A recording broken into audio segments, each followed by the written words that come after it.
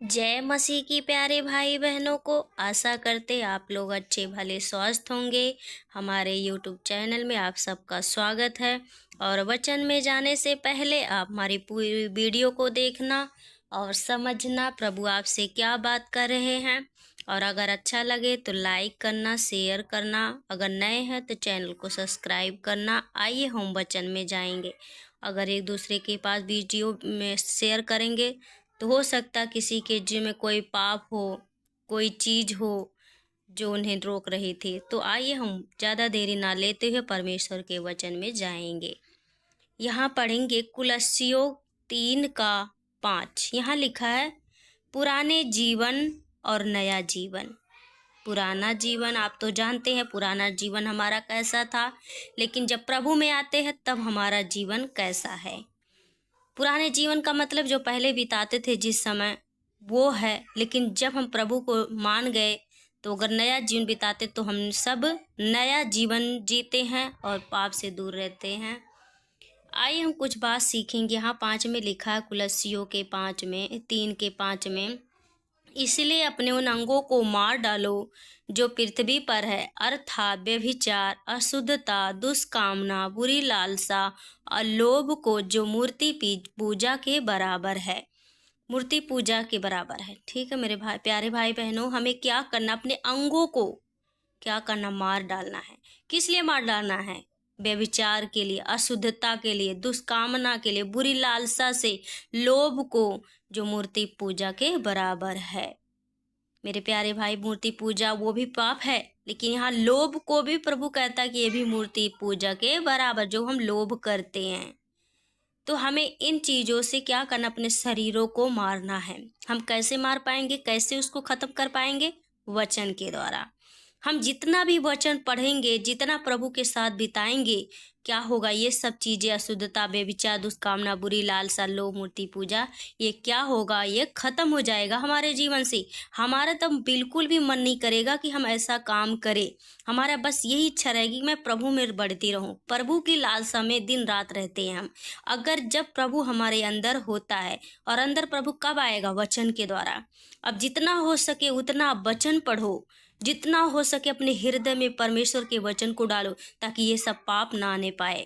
मेरे प्यारे भाई बहनों, अगर आपके अंदर वचन है तो कोई भी, ये जितना भी लोभ है, बेविचार, शुद्धता, ये सब पाप आपके अंदर नहीं आ सकता।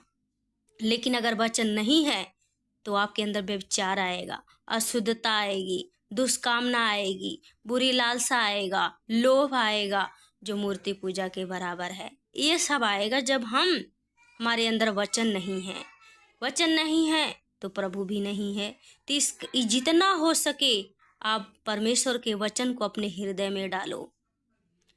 और दूसरे 6 में लिखा, इन्हीं के कारण परमेश्वर का प्रकोप आज्ञा ना मानने वालों पर पड़ता है। यहाँ प्रभु कहता है इन्हीं के कारण परमेश्वर का प्रकोप आज्ञा ना मानने वाले पर। जब प्रभु कहता है कि ये सब चीज छोड़ो, तो हमें उसकी आज्ञा को मानना है।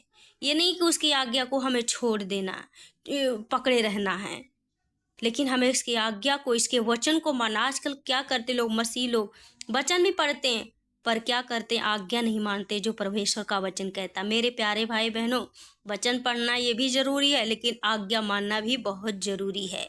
अगर नहीं मानते तो परमेश्वर का प्रकोप हम सब के ऊपर पड़ता है। तो आज सबके जीवन में ऐसा क्यों सब ऐसे दबे पड़े हैं? क्योंकि उन लोगों ने परमेश्वर की आज्ञा को नहीं माना। 7 में लिखा, और तुम भी जब इन बुराइयों में जीवन बिताते थे तो इन्हीं के अनुसार चलते थे। प्रभु कहता कि जब, और तुम भी इन बुराइयों में, जब हम प्रभु में नहीं थे, ऐसे ही जीवन बिताते थे, इन्हीं के अनुसार चलते थे। लेकिन यहाँ देखिए लिखा, अब तुम भी इन सब को, अर्थात क्रोध, रोष, बैर भाव, निंदा और मुंह से गालियां बकना, ये सब बातें छोड़ दो। यहाँ प्रभु कहता है कि हमें क्रोध, रोष, बैर भाव, निंदा, मुंह से गालियां बकना, ये सब बातें क्या करना होगा, हमें छोड़ना होगा। मेरे प्यारे भाई बहनों, जब प्रभु कहता है, उसका वचन कहता है, तो उसकी आज्ञा को मानो।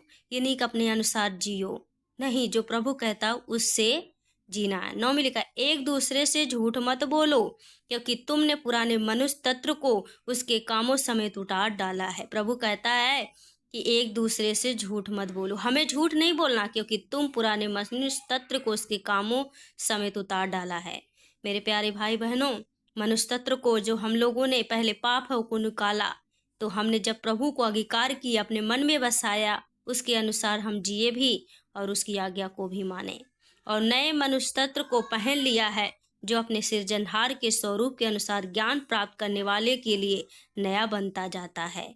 यहाँ प्रभु कहता कि और नए मनुष्य तत्व को पहन लिया, हमने जो मनुष्य तत्व को पहन लिया है अपने सृजनहार के स्वरूप में के अनुसार, जो ज्ञान प्राप्त के लिए नया बनता जाता है। मेरे प्यारे भाई बहनों, इसमें हम कहते हैं कि परमेश्वर का, इसमें हम दो चीज़ सीखे हैं कि परमेश्वर के जो अपने प्रभु का वचन है अपने हृदय में डालो, और अगर पाप बुराई खुद ही दूर हो जाएगी। और दूसरी बात हमने ये सीखा है कि परमेश्वर की आज्ञा को हमें मानना है, जो उसका वचन कहता है।